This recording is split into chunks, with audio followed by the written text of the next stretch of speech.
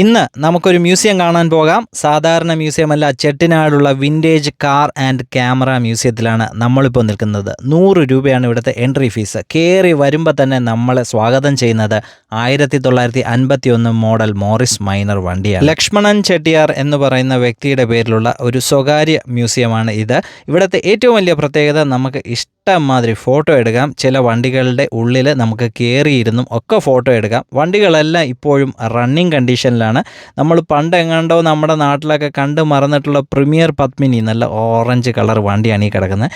വലിയവരുടെ വണ്ടി മാത്രമല്ല, ചെറിയ കുട്ടികൾക്ക് കളിക്കാനുള്ള പണ്ട് കാലത്ത് ഉപയോഗിച്ചിരുന്ന ഒട്ടനവധി കളിപ്പാട്ടങ്ങളും എല്ലാം ഇവിടെ പൊടിയൊക്കെ തുടച്ച് നല്ല വൃത്തിയായിട്ടൊക്കെ ഡിസ്പ്ലേക്ക് വച്ചിട്ടുണ്ട്. ഇതുപോലുള്ള സ്കൂട്ടറുകളൊക്കെ പണ്ട് കാലത്തെ കുട്ടികൾ കളിച്ചിരുന്നു എന്ന് പറയുമ്പോൾ അന്ന് അവരെന്ത് റിച്ച് ആയിരുന്നെന്ന് നിങ്ങളൊന്ന് ആലോചിച്ച് നോക്കണം.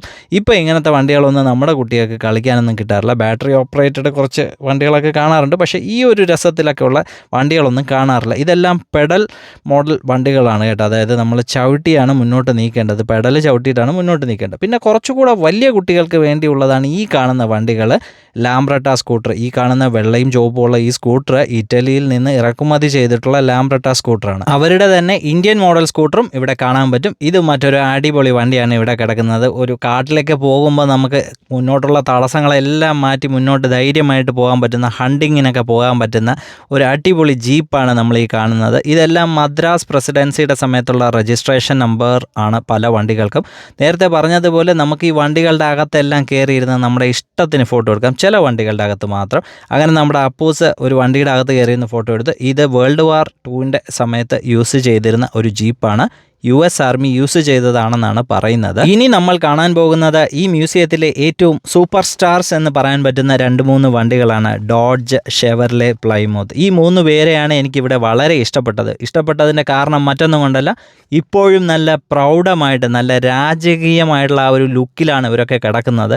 എനിക്ക് തോന്നുന്നു ഈ വണ്ടികളൊക്കെ ഇപ്പോഴും ഇന്ത്യൻ നിരത്തിൽ വേണമായിരുന്നെന്ന്. കാരണം അത്രയ്ക്ക് ഭംഗിയായിട്ടാണ് ഈ വണ്ടികൾ ഇവിടെ കിടക്കുന്നത് നമുക്ക് കാണാൻ പറ്റുന്നത്. എനിക്ക് ഏറ്റവും ഇഷ്ടപ്പെട്ട മോഡൽ പ്ലൈമൂത്തിൻ്റെ ഈ ഒരു കറുത്ത വണ്ടിയാണ്.